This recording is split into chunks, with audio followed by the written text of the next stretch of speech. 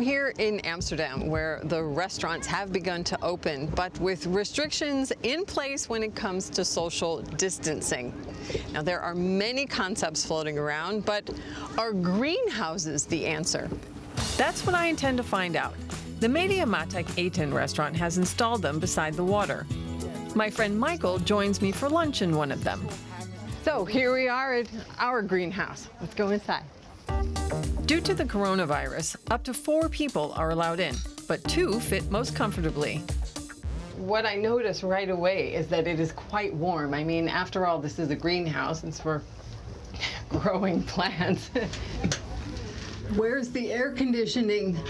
So there's a bit of heat in here, and also it's quite bright, but I'm definitely excited to see how the servers are going to bring the food. It comes on wooden boards, and the staff wears protective masks.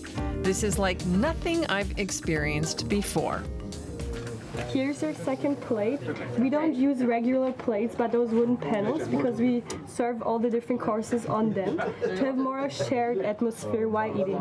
So you can eat most of the courses with your hand and don't need to use the cutlery. And that's the reason why we use wood, to be more like connected with the nature as well. Okay. Enjoy. Thank you. The restaurant offers only vegan dishes, prepared on 1.5-meter long boards. This method is also in line with new restaurant guidelines. One of the chefs explains why.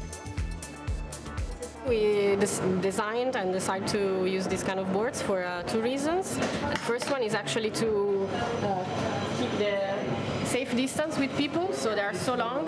Food is going to be placed at the beginning of the board, so we never cross the line of the greenhouse. The second reason is because the food is going to be placed here in the middle, so 2 people are going to be able to share the meal.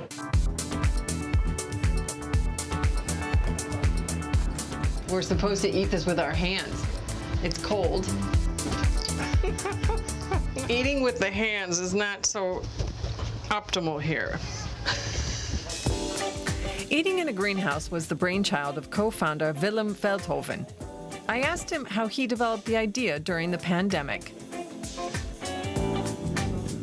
We already had these little greenhouses, at least a few of them, because we run an experimental art center here, and we had artists doing projects with plants in little greenhouses. And then when COVID hit us and we had to close down the art center and the restaurant, we had plenty of time to play and to experiment, and this was one of the things we tried. Like, how would it feel to be in such a small greenhouse? Is it claustrophobic, or, you know? Across Europe, there are other experiments underway, such as dinner for one in a field, offered in Sweden, or dining under a plexiglass shield by French designer Christophe Jernigan, or social distancing in a gondola in the Austrian Alps. In the Netherlands, restaurants reopened at the beginning of June, but with restrictions in place. Tell me what some of the requirements are here for restaurant managers and how this whole concept satisfies that. What we are doing here is actually way beyond the general recommendations, because you have your private space here. The staff is not even entering, so you feel more protected, and it's more relaxing actually this way. So my experience eating in a greenhouse has come to an end, and I will say it's extremely unique and romantic, but I do miss the atmosphere of a hustling and bustling restaurant. However, in the age of Corona, this is a great alternative. And we sail off into a socially distant horizon.